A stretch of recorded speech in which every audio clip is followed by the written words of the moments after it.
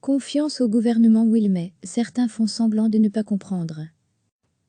C'est un pataquès digne des plus mauvaises séries télé, quelques heures après l'annonce d'un accord et après une longue conférence de presse où Sabine Laruelle et Patrick de Wael ont expliqué que le gouvernement en affaires courantes recevrait la confiance de 10 partis démocratiques et que ce gouvernement de plein exercice obtiendrait les pouvoirs spéciaux dans sa lutte contre le coronavirus. Barre de Weve s'est opposé, ce matin, à un chèque en blanc signé au gouvernement Wilmay, estimant qu'il y avait beaucoup de bruit pour rien. Plus tard dans la journée, les nationalistes, ainsi que les socialistes flamands selon le journal de Standaard, auraient remis en cause les termes de l'accord obtenu hier soir. Il serait question d'un vote à 10 partis pour les pouvoirs spéciaux, pas pour la confiance. Un participant à la discussion évoque une ambiguïté, guère plus. Reste que la haine va renacle. À 17h30, les 10 présidents de partis étaient attendus au Lambermont pour une réunion censée organiser la façon dont la collaboration se fera entre le gouvernement Wilmay et les partis qui soutiennent de l'extérieur l'équipe gouvernementale. À son arrivée, la présidente de l'Open VLD, Gwendoline Rutan, était claire. La situation est grave, il faut faire ce qu'il faut, c'est le moment de l'action, de l'union nationale. Il n'y a pas de temps pour de telles discussions politiques. Il faut donner la confiance à la première ministre et à son équipe pour faire ce qu'il faut. Personne ne sait comment va évoluer l'épidémie. Le gouvernement doit tout faire dans l'intérêt des habitants et du pays. Même son de cloche pour Maxime Prévost, le président du CDH, pour qui il s'agit d'arguties juridiques. François de Smay estimait lui qu'accorder ou non la confiance ne changerait grand-chose, qu'il y a deal pour que le gouvernement soit soutenu dans sa lutte contre le virus. Le président de Défi ironise sur l'union nationale qui dure plus de 24 heures. Quant aux Verts, Jean-Marc Nollet qualifié de surprenant le changement de ton à la haine-va. Les Verts ont compris comme les autres, c'est-à-dire un vote de confiance. Barre de Weve n'a pas souhaité participer à cette réunion. C'est le chef de groupe à la Chambre Peter de Rouvet qui représentait la haine-va. Conor Rousseau, le chef du SP.A, indiquait que pour lui, ce n'était pas le moment de se disputer, sans en dire plus.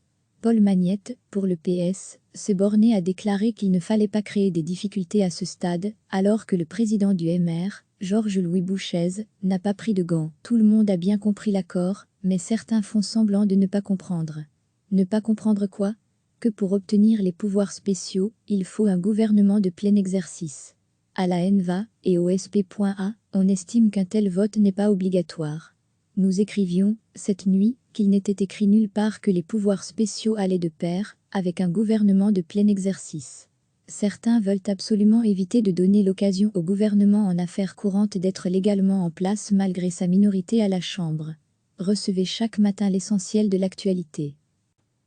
C'est un pataquès digne des plus mauvaises séries télé, quelques heures après l'annonce d'un accord et après une longue conférence de presse où Sabine Laruelle et Patrick de Wael ont expliqué que le gouvernement en affaires courantes recevrait la confiance de 10 partis démocratiques et que ce gouvernement de plein exercice obtiendrait les pouvoirs spéciaux dans sa lutte contre le coronavirus. Barre de Weve s'est opposé, ce matin, à un chèque en blanc signé au gouvernement Wilmay, estimant qu'il y avait beaucoup de bruit pour rien.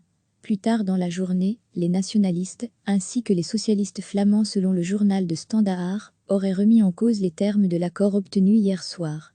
Il serait question d'un vote à 10 partis pour les pouvoirs spéciaux, pas pour la confiance. Un participant à la discussion évoque une ambiguïté, guère plus. Reste que la haine va renacle. À 17h30, les 10 présidents de partis étaient attendus au Lambermont pour une réunion censée organiser la façon dont la collaboration se fera entre le gouvernement Wilmay et les partis qui soutiennent de l'extérieur l'équipe gouvernementale. À son arrivée, la présidente de l'Open VLD, Gwendoline Rutan, était claire. La situation est grave, il faut faire ce qu'il faut, c'est le moment de l'action, de l'union nationale. Il n'y a pas de temps pour de telles discussions politiques. Il faut donner la confiance à la première ministre et à son équipe pour faire ce qu'il faut. Personne ne sait comment va évoluer l'épidémie. Le gouvernement doit tout faire dans l'intérêt des habitants et du pays. Même son de cloche pour Maxime Prévost, le président du CDH, pour qui il s'agit d'arguties juridiques. François de Smay estimait lui qu'accorder ou non la confiance ne changerait grand-chose, qu'il y a deal pour que le gouvernement soit soutenu dans sa lutte contre le virus.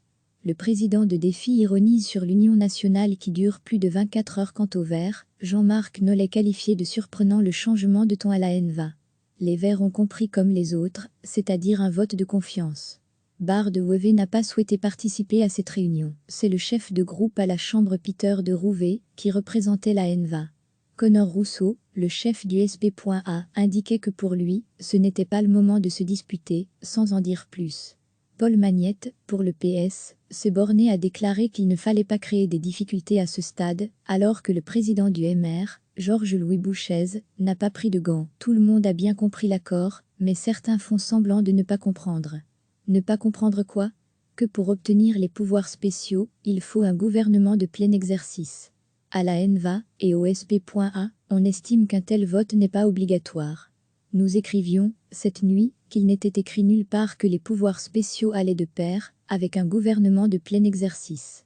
Certains veulent absolument éviter de donner l'occasion au gouvernement en affaires courantes d'être légalement en place malgré sa minorité à la Chambre. Cliquez sur s'abonner pour recevoir les dernières nouvelles.